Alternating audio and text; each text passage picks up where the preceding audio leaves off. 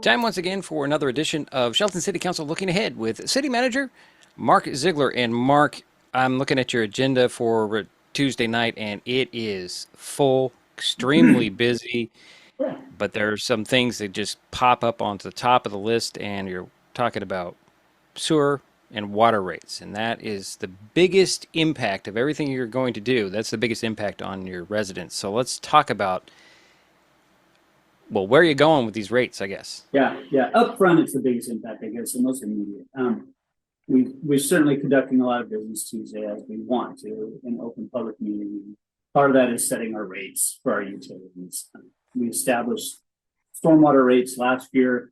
We're on a schedule to address our water and sewer rates, and people in the city will see those on the same bill.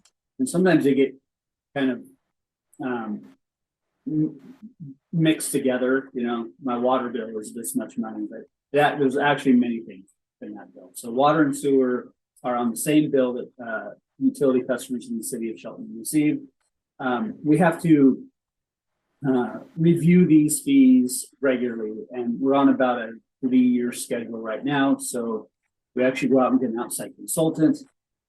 They are very versed in how to develop a rate structure based on our maintenance and operation costs. So what it takes us every day to operate these systems, both water and sewer.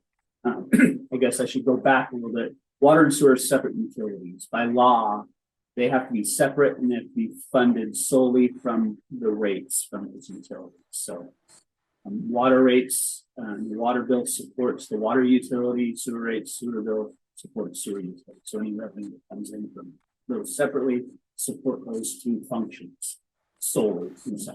So again, we go back and we review our rates. So we review our capital improvement program. You'll see on the action agenda is the adoption of the sewer and water comprehensive plans.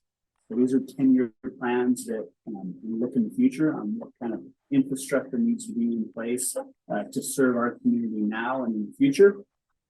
So within those plans are a capital improvement program, and that's essentially a 6-year program of those infrastructure needs. So whether it's a new reservoir, if it's a new main line somewhere, if it's replacing or repairing a reservoir or adding a new well, those types of projects are included in that capital improvement program, and they're captured within the rate study.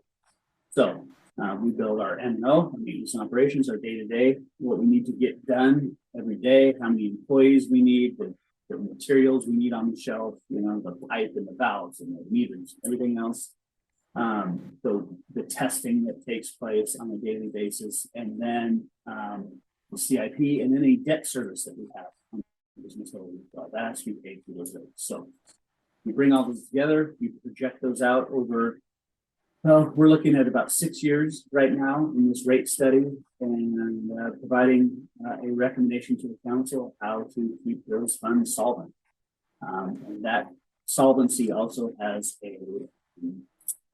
a contingency, 20% fund contingency balance for in case of emergencies. If we run into a natural disaster or something like that, we have some funds in the bank to address those needs. Kind of more nimbly, you know, more rapidly than we might if we didn't have those funds in the bank, much like individuals do at home. So those water and sewer rates at this point, I'll start with water. So right now we're proposing a 14% increase over the first 3 years, so 24, 25, and 26. The rates will be effective January 1, 24, and then a 3% increase for 2 years. Following 3 years. So water is our biggest need for improvements in the community. We have some deficits right now in water storage. In our water tanks, we're required to have so much storage for firefighting, fire flow, and we're up against that requirement. And so with the growth that we're going to experience in the next 5 to 10 years in the community, we have to address some of those needs. And some of those are borne by the developer, through general facility charges that are paid when they hook up to the system. Some of those are borne by the city and therefore a rate at the same time. So it's kind of a balance where we're going. The council hasn't adopted these rates yet. That'll be considered Tuesday the 5th in the business agenda, and then it'll be placed on the action agenda. The meeting must be the 19th of September for further consideration. It's a public hearing, where we encourage the public to come listen to the presentation and understand what the implications are to them personally and to the city as a whole in operating these utilities, and provide feedback to us. It's not a real comfortable situation for us, but it's kind of reality, as you, if you will. We have a responsibility to provide clean and safe drinking water in the community, and there's a cost associated with that. And so we're trying to do our best to plan accordingly now and in the future.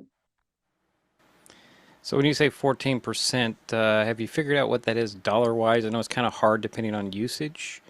But what's the impact to my wallet is basically what I want to know. Yeah, it depends on your consumption. So the average ratepayer, I think it's about $4 a month for just kind of what we took as the average residential rate. Okay. Yeah. And what about the sewer rates? Did you mention the sewer rate percentage? The sewer rate lower about 4.5% each year 4.5%, right. through the term of that 6-year rate study.